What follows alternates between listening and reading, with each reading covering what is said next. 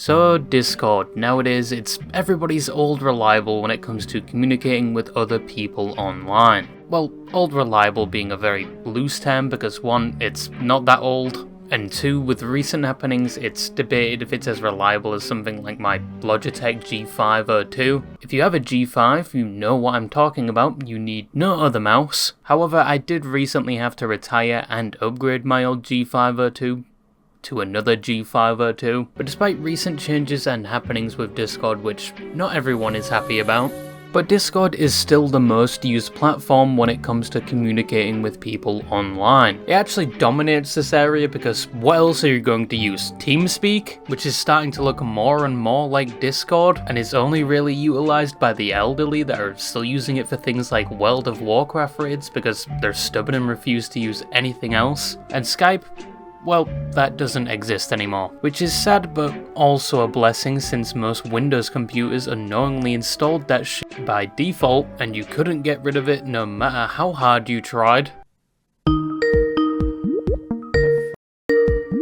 Skype? I don't even have Skype. Hold on, this is really weird. Hello? 18 naked cowboys. Wait, that was so weird. I don't even have Skype. And I'll say it again, if you or anybody you know unironically uses Microsoft Teams outside of work to communicate with friends or family, you need to promptly get them some help and probably send them to an asylum because they're a psychopath. So yeah, most people just use Discord with apparently 690 million registered accounts. Obviously a good portion of those are either bots or alt accounts, but it's easily still one of the most used platforms for communicating with others, which has been both a blessing and a curse. Yes, having a universal platform for communicating with people all around the world with a Discord server created for almost every interest or hobby seems like it would only bring positives. However, that is anything but the truth because with so many users, there's bound to be some that use the platform outside of its intended purpose, and some that have even been linked to crimes through it. That's what this video is about. Today we're going to go over some of the people that had accounts on Discord and have used its services in the worst way possible, from leaking confidential military documents to the premeditation of murder. And just to warn you, as we go along, the cases shown will get worse and the details more graphic. So viewer discretion is advised going forward. The Pentagon saying it will make major changes and tighten controls on classified information. Allegedly posted classified documents on the chat website Discord.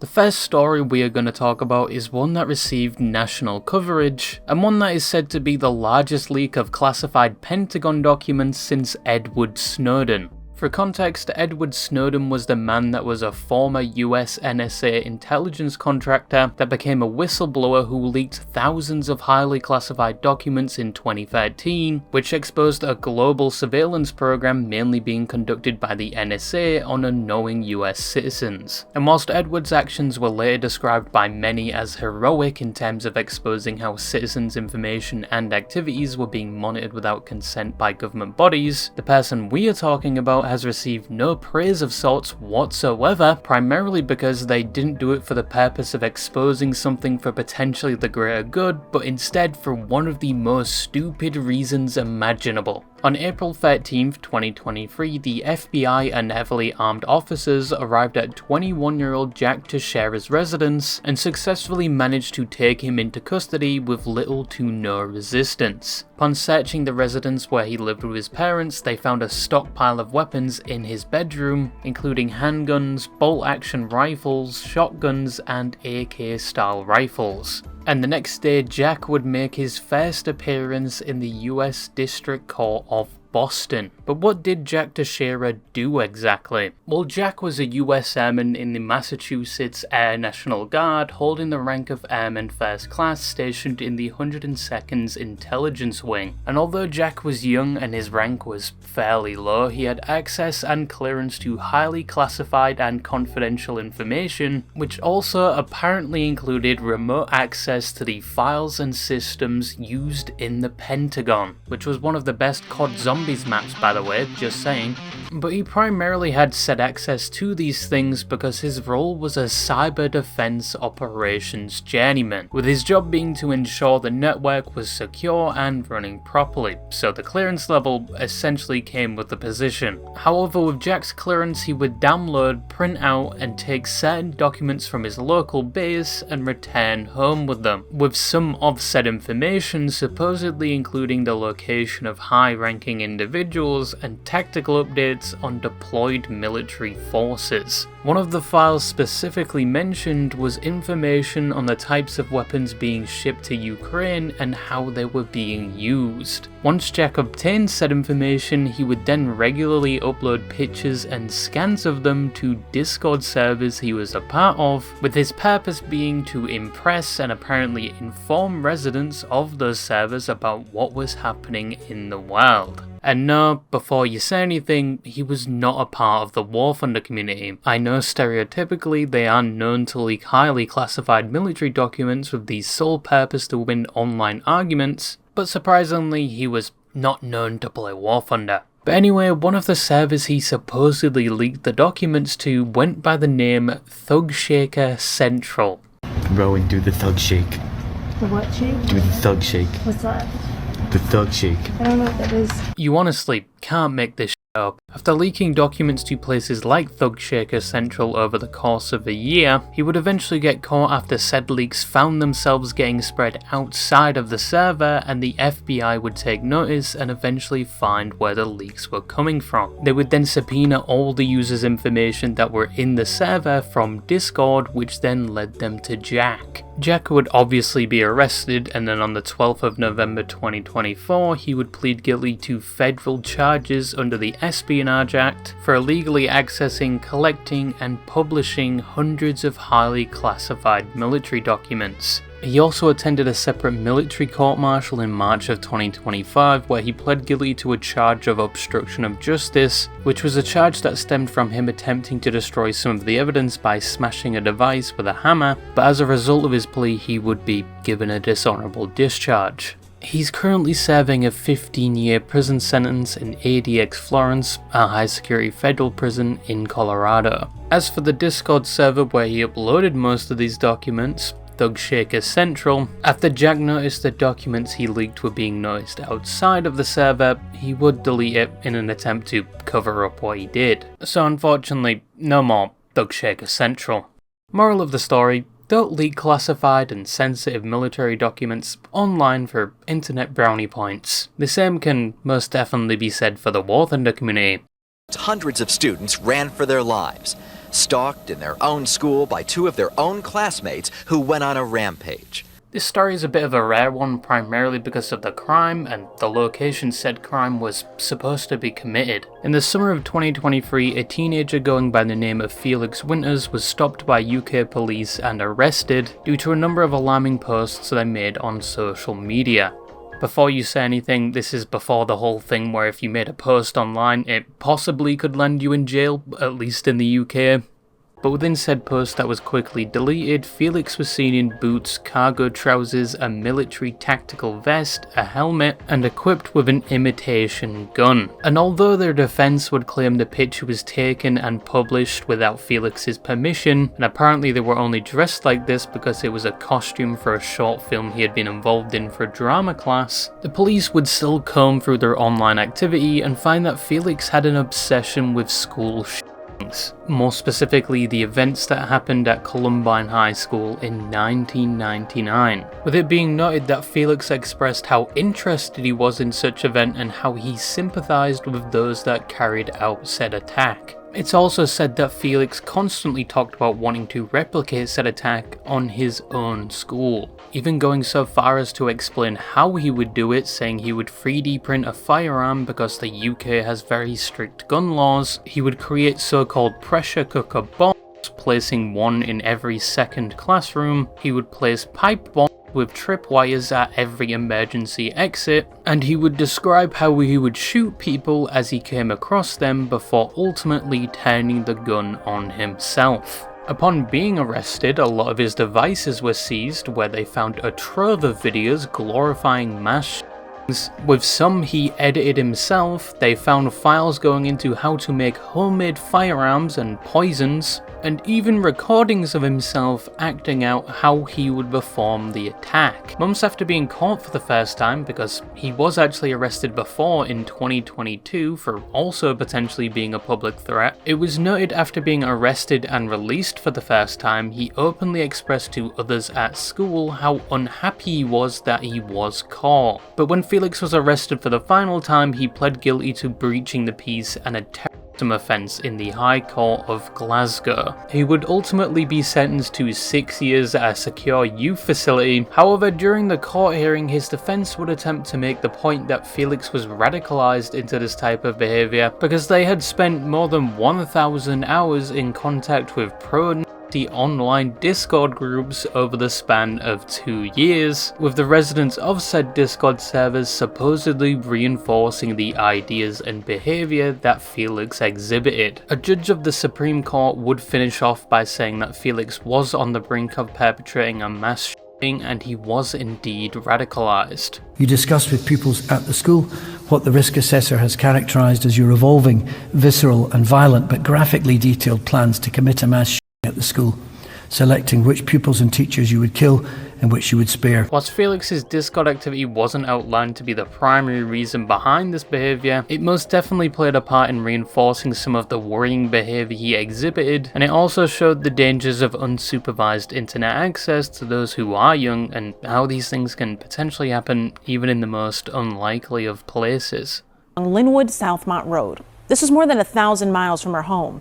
They add the girl met her alleged abductor first online and then in person. George Camacho was arrested during a traffic. Now this is most definitely a jump in severity compared to the other stories I've already spoken about, so I'm warning you now, it's only going to get worse going forward. On March 1st of 2023 in Texas, a child would go missing. She had left her home in Dallas, Texas at some point and never returned. Quickly, the parents would report their child missing and an investigation would be launched to attempt to find where she was. The child was known to be somewhat of a gamer, so the parents would tend to her online activity to see if there was any indication as to why she left or where she went to. That's when they came across Discord. When looking through her account, they found she had been communicating with an adult male for months. They initially made contact on an unnamed game, then maintained said contact through Discord, where it said the adult grew her on the platform, and after a while he eventually used it to lure her outside of her home to another location where he abducted her. She would be seen outside an apartment complex getting into an unknown car. Fortunately, CCTV was able to capture the plates of the vehicle, which led to a residence over 1,000 miles away in North Carolina. There they would find the child locked in a small shed behind the property, and it was said her abductor had done unspeakable things to her whilst imprisoned.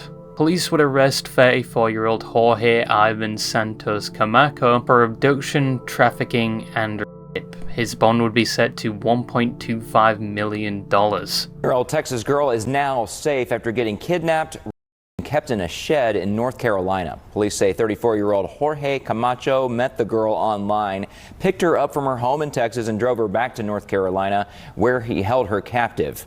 Officers there thankfully recently arrested him after a traffic stop, and Camacho is now charged with kidnapping, statutory rape, and other crimes. The owner of the property would say they let Jorge live in the outbuilding for 2 years because he was friends with her son and they never knew he had brought the victim to the shed. In court, Jorge would enter a plea known as the Alford plea, which is where the defense maintains their innocence but acknowledges that the prosecution has enough evidence to convict them at trial. As a result of the plea deal, Jorge was sentenced to a minimum of 20 years and a maximum of 31 years in prison, but as of right now, it's unclear how many years exactly he was sentenced.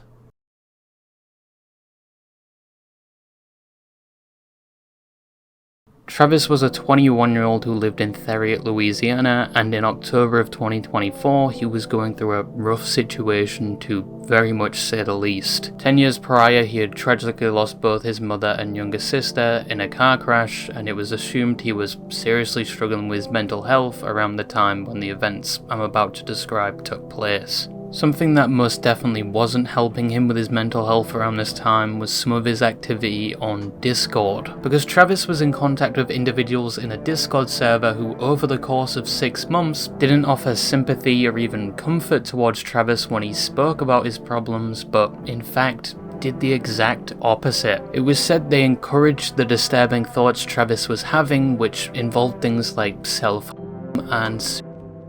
On the 30th of October 2024, one of the members known as Dylan, with another 2 members present, would eventually persuade Travis to join a group called 10 on his camera, and there they would encourage him to commit suicide with a firearm he had nearby. Travis in his current state would, unfortunately, not too long after, perform said activity whilst the camera was on. Whilst it's unclear what happened next, Travis would be found not too long after.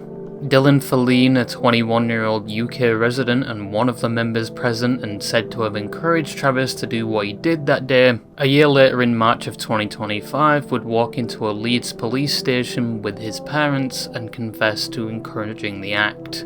Upon examination of his devices, it was found this wasn't the first time Dylan or any other member encouraged Travis to do similar things, and Dylan also admitted to being drawn to the so-called darker groups of Discord, also admitting that he played a crucial role in the death of Travis. The police alongside this would find extreme porn and child porn on Dylan's devices. It's unknown if any other members of the Discord group faced any repercussions for their actions, or if Dylan was the only one, but as of right now, Dylan is supposed to be sentenced at Leeds Crown Court on the 22nd of May 2026, with a spokesperson saying online spaces are not beyond the reach of the law, and encouraging self or whether in person or through digital platform is still a serious criminal offence. With the court date being in past, I haven't been able to find anything about Dylan's sentencing.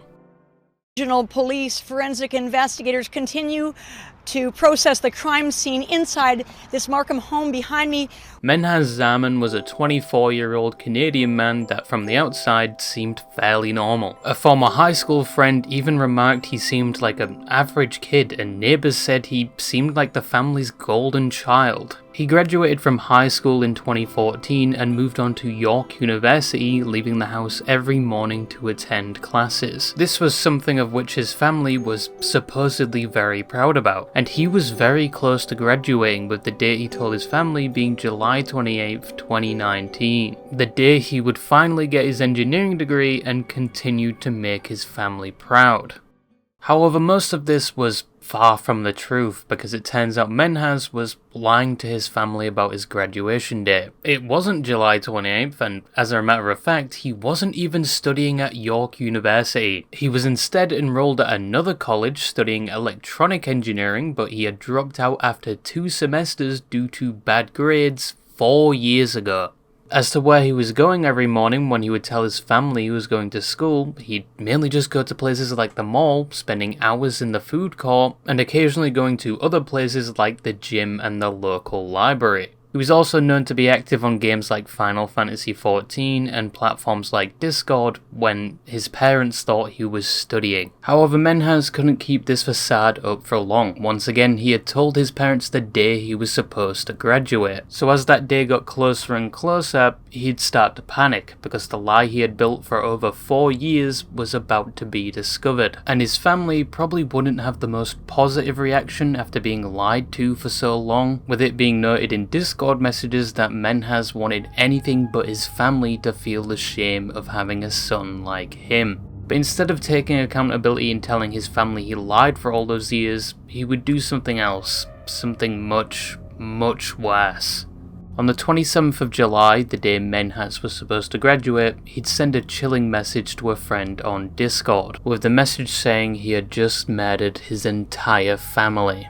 In the same message, he goes on to say he will most likely be going to jail, he hopes they remember the good times, and he will miss them all. However, even though this could be interpreted as his final message, he would keep going, with the next message being him asking his friends if they wanted to see pictures of the bodies. He He would then send a picture of 2 of his family members on the ground, covered in blood, with his next message clarifying this was only his mom and granny. He was still waiting for his sister and father to come home, of which it's presumed when both eventually did come home, Menhez did in fact do what he said he would. In the next few messages, Menhez would talk about what he was going to do now and why he did what he did, saying he had planned this for 3 years, and since he told his parents when he was going to graduate, he couldn't delay this any longer. Once his online friends learned about what he did and that he could potentially harm others like his ex-girlfriend he was talking about visiting, they attempted to alert the police. But most of them didn't know that much about Menhez. They didn't know his address or even his full name, on top of the fact some of them didn't even live in the same country. So it'd be almost impossible to alert the authorities when they couldn't even tell them where he lived or his name. But their luck would take a turn when Menhez would begin sending his friends money over PayPal, which I assume was because he knew he was going to eventually be caught. His friends managed to get an address through looking at previous transactions on the account and comparing them to his IP address they had already acquired, and from there they informed the police, who showed up to the correct house. With the officers outside, Menhez sent one last message to his friends on Discord saying, "The police are here, goodbye." On the 28th of July, Menhez would be arrested at his family home. He had murdered his sister, grandma, father, and mother. In court, he would plead guilty to the murders and would be sentenced to life in prison with no chance of parole for at least 40 years. Now, you heard about the site Discord. A Discord user contacted 3 News this morning. They contacted police and told us that they had no warning before they got the photos and didn't have a choice about whether to accept or reject them. William Quince Colburn III was described as a teenager full of life, with it being said if you told him he couldn't jump off the roof of the house, he would do it twice. He lived with his mother, father, and younger sister, and there was no signs of distress or anything out of the ordinary when it came to William. But to the surprise of many, including his elder sister who didn't live with the family at the time, that would apparently be the furthest thing from the truth, and never in a million years could they have predicted the events that were about to happen. On a September night in 2021, police were called to William's home after some alarming posts he made on Facebook and Discord. On the platforms, he had uploaded graphic pictures of his family members within the home, and it was assumed they were no longer alive. Once people associated with William and the family saw these online posts, they would call the authorities. And police would arrive at the home not too long after to see if everything was okay. But upon arriving and getting closer to the door of the home, a shot could be heard and then a drop. No, we have it. Shots fired! When the officers eventually entered the home, they saw a grisly scene to say the least. William's mother, father, and sister were all dead, and William had just committed suicide. It said that William had taken one of the family's handguns and proceeded to shoot his parents, sister, and their 2 dogs, and when he heard the police outside, he then turned the gun on himself. The first thing people like his elder sister would ask was why William did this. Once again, there was no indication of any distress, quarrels, or lead up to this. It all happened really out of nowhere, and that's basically how the police looked at it. They said it was a cut and dry case of murder and then suicide, and they quickly closed the case with no further investigation. However, the eldest sister didn't accept that and began looking into things like William's online activity. There she would find a Reddit post about what William had done, and a user under the post had commented something specific about it that wasn't public knowledge. Upon getting in contact with this user, William's motive for doing this became a bit more clearer. William was in contact with a girl on Discord and other messaging services, and this was the same girl that had made the comment under the Reddit post that the elder sister would find. When the elder sister was messaging this girl, it was revealed the 2 teenagers had a plan, with said plan basically being that William would kill his family, then go to Florida and kill her family, and then they would run away together. The messages on Discord continued all the way up to the moments before William was about to carry out the act, even stating he was about to do it when his mother came back inside, of which the girl responded, "How's it going? Love you, little insane boy." William would then respond saying that he did it. The girl would respond with shock, saying they thought he he was joking about all of this, and she was somewhat skeptical he had done it till William shared a picture of a handgun after he had done the act. Also, it was said he sent the pictures of their bodies to others on Discord, so it's likely she saw those pictures as well. It's unclear if the other teenager actually knew William was going to do it, or if they were fully serious about performing the plan they discussed to its full extent, but it's clear that the discussion alone was a key factor in what played out. The older sister, when talking to the girl, would specifically focus on one thing she said before cutting contact. The teen would say to the woman that if William had never met or talked to her, he would have probably never done the things he did. William's older sister would attempt to reopen the case 4 years later with all of this new information, but it's proven unsuccessful as authorities are adamant the case is closed. Those were some of the worst crimes and stories that have involved the Discord platform, and unfortunately there are a lot more I could have included when looking at stories for this video, some more horrific than the ones I already described. Because whilst Discord may have been developed for the purpose of communicating with others, and the majority of the time it is used for said purpose, sometimes, although a rarity, it can host a lot more sinister and possibly criminal communication that eventually evolved from a single discussion to action. But Discord isn't special in that regard. Most messaging platforms unfortunately see a lot of this, and the same can most definitely be said for the wider internet. So make sure you're safe when using apps and the internet in general. But yeah, that's all I really had to say, and bye bye.